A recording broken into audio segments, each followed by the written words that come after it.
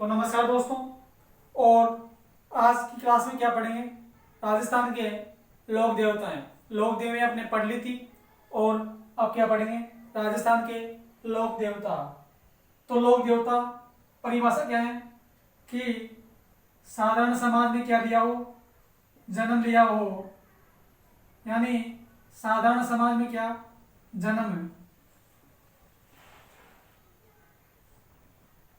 जन्म लिया हो और अच्छे कार्य जैसे गोरक्षा और महिलाओं की रक्षाओं के लिए प्राण त्यागे और उन्हें पूजे जाता हो, वो क्या कहलाते हैं?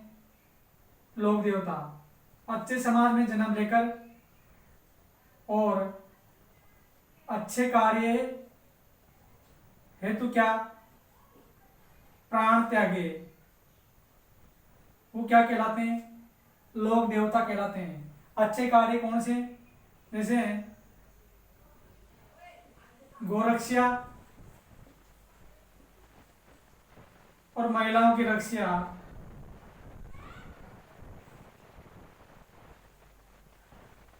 रक्षाएं हेतु क्या प्राण त्यागे हो, वो क्या कहलाते हैं?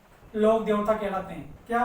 अच्छे समाज में जन्म लिया हो और अच्छे कार्य के लिए, मतलब साधारण समाज में जन्म लेकर अच्छे कार्य के लिए, जैसे गोरक्षा करते हुए, महिलाओं की रक्षा करते हुए अपने प्राण त्याग दिए और अब उन्हें पूजा जाता है, वो लोक देवता कहलाते हैं। एक लोक देवता है कौन सा? क्षेत्रपाल। क्षेत्रपाल ये क्या है? स्थान विशेष का क्या है? स्थान विशेष का लोक देवता है, यानी इसका स्थान विशेष का क्या है? लोक देवता है। और इसे पूरे राजस्थान में किस रूप में पूजा जाता है? भैरव के रूप में। स्थान विशेष का क्या है? लोक देवता है और इसे पूरे राजस्थान में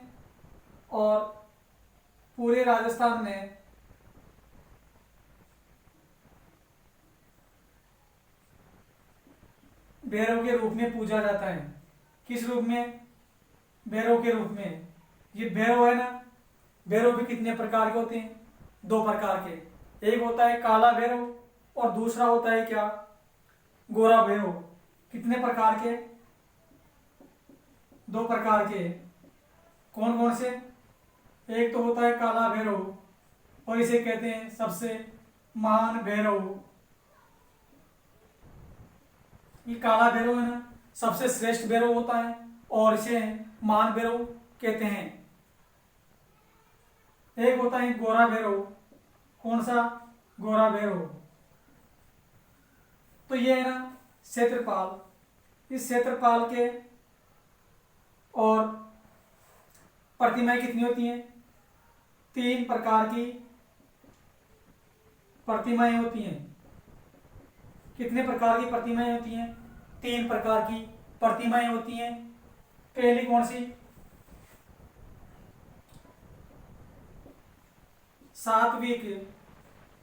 दूसरी प्रतिमा तामसिक और तीसरी प्रतिमा होती है कौन सी? राजसिक। जो ये प्रतिमाएं होती है ना, ये सात्विक प्रतिमा के इसकी होती हैं 2 या 4 भुजाएं। कितनी?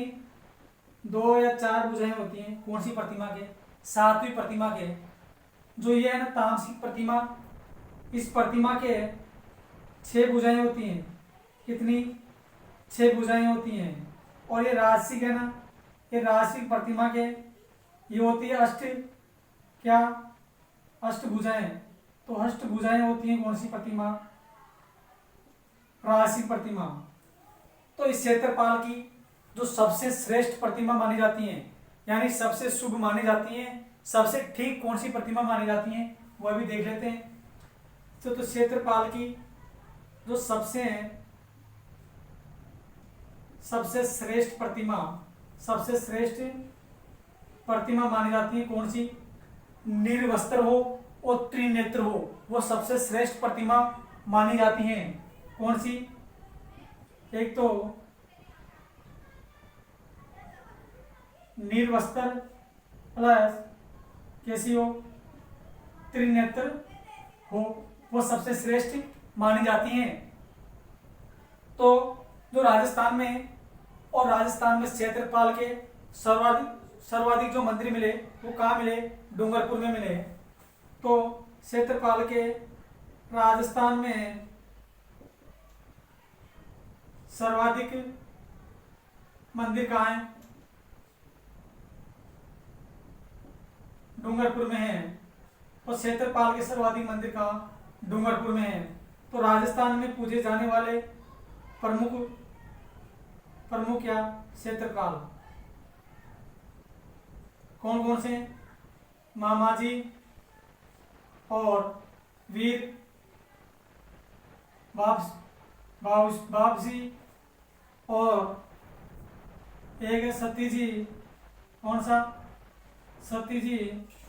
और एक है बाया साहब। तो ये क्या हो गया? राजस्थान में पूजे जाने वाले प्रमुख क्षेत्रफल कौन कौन से? मामाजी, वीर बापसी, सती जी और बाया साहब। ये हो गया।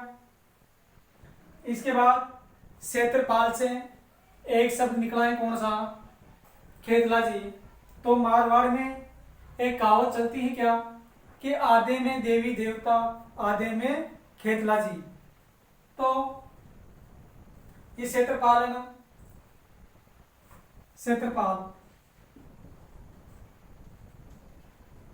इस क्षेत्रफल से क्या निकला शब्द? क्या निकला?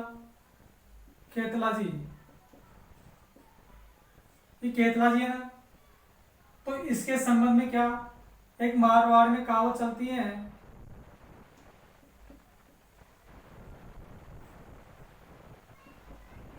मारवाड़ में कहावत है क्या? आधे में देवी देवता और आधे में क्या? खेतला जी। तो कहावत क्या है? आधे में देवी देवता और आधे में क्या? खेतला जी। ये खेतला जी है ना, ये है ग्राम के क्या? खेतला जी। खेतला जी है ना, ये है ग्राम के मुख्य देवता। तो गांव के मुख्य देवता हैं कौन से? खेतला जी। और इन्हें जगदम्बा का पुत्र माना जाता है। ये खेतला जी है ना, ग्राम के प्रमुख देवता माना जाता है और इसे क्या माना जाता है? जगदम्बा का पुत्र। तो जगदम्बा का पुत्र माना जाता है किसे? खेतला जी को। अब इसके अलावा पढ़ते हैं कि लोक देवता है ना, राजस्थान में लोक देवताओं की श्रेणियां कितनी है? तो राजस्थान में लोक देवताओं की श्रेणियां कितनी है? 4। तो राजस्थान में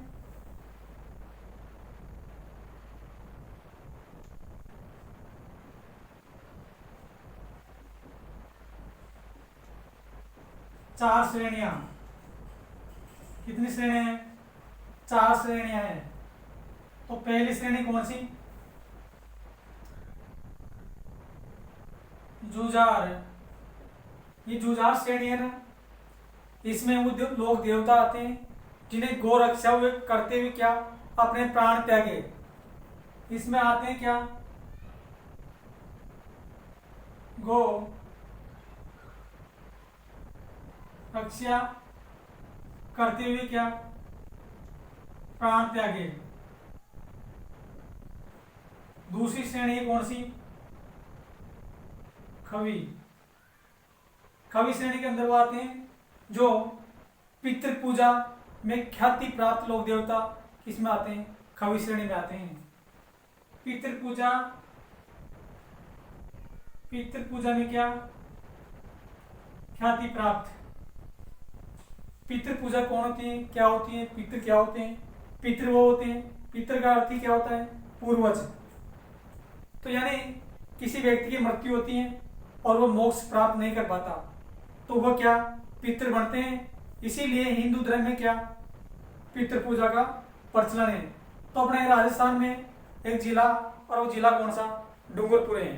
तो इस डूंगरपुर जिले में दीपावली के दिन से और 15 दिन तक पितृ पूजा का क्या पकवाड़ा मनाया जाता है। उस पकवाड़े को क्या कहते हैं? दीवड़ा। क्या कहते हैं? दीवड़ा। तो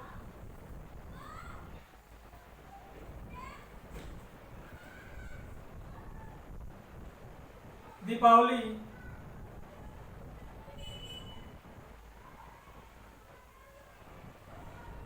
के दिन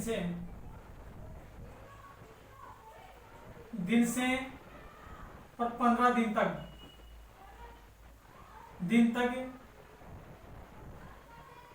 पितृ पूजा का क्या मनाते हैं?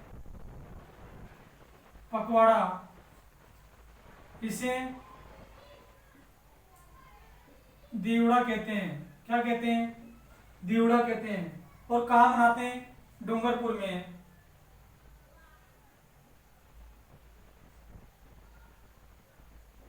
तो डूंगरपुर में दीपावली के दिन से और 15 दिन तक क्या मनाते हैं? पितृ पकवाड़ा। उसे क्या कहते हैं? दीवड़ा। तो दूसरी श्रेणी कौन सी श्रेणी? खवी। इसके अलावा तीसरी श्रेणी कौन सी? यहां लिख देता हूं। तीसरी श्रेणी मामाजी। कौन सी श्रेणी? मामाजी। तो मामाजी भी दो प्रकार के, खारा मामा और मीठा मामा। ये मामाजी है ना, इसको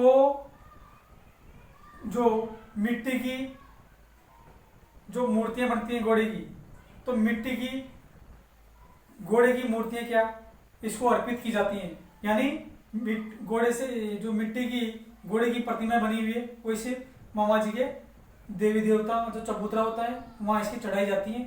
तो ये कितने प्रकार के? दो प्रकार के। एक तो होता है खारा मामा और एक होता है कौन सा? मीठा मामा। तो ये खारा मामा कौन? जिसके जानवर की बलि और शराब का भोग लगाया जाता है। क्या? जानवर की बलि प्लस शराब का क्या भोग लगाया जाता है।